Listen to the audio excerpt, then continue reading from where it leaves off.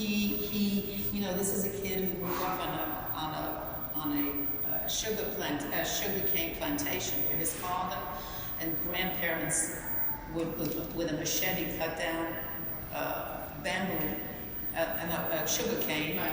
His mother was the housekeeper for the mansion that was on this property, and they end up, I don't know the price, they lose their job, something happens, they immigrate to London, and in London they clean offices in the middle of the night.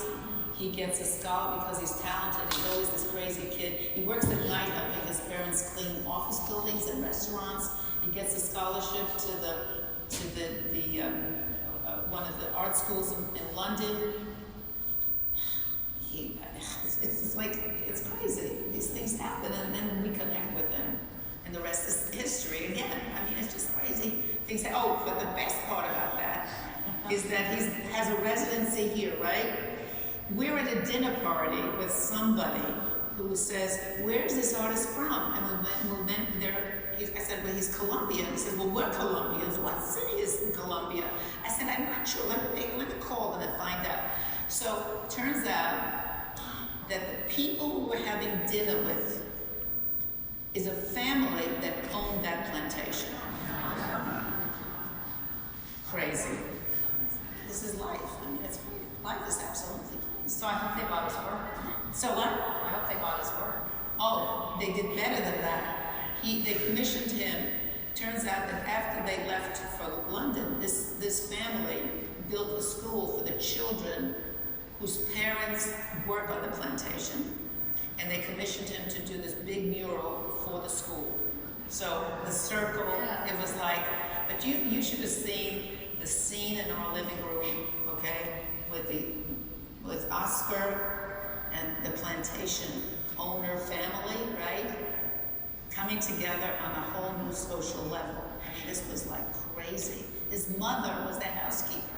Okay, so Amwaka, if you meet Amwaka, you think he's been to the fanciest British public school, okay? His English is, wait till you see the style. He likes Bermudas too, by the way.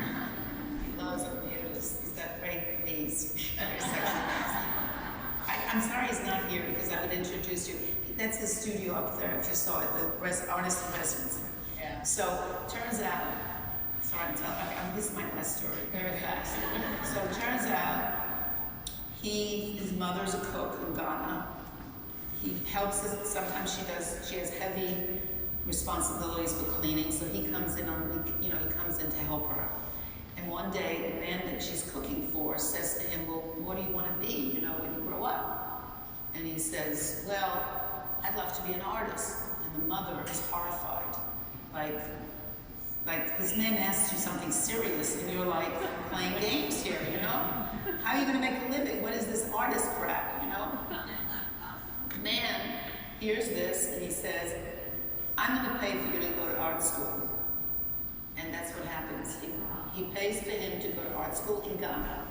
He gets 5 years of a very formal art, drawing, portrait education. He showed me a portrait that he made when he was straight out of Ghana. It was like 17th century portraiture. It was like, really, you made this? I said, it's great, but it wouldn't get you the fame that you're getting now, the recognition that you're getting now, because he has reinvented himself and portraiture in the way that he's now using his fingers and not brushes to make portraits in flesh. But anyway, he then ends up going to Vienna, and he's now in the 4th year in the master's program in Vienna, academy. So go figure. And then it's a story on how we meet him. We meet him because the Keith Haring Statue of Liberty goes to the Albertina because they're doing the Keith Haring show. So we're in Vienna, and this connection anyway. I don't know if I answered your question.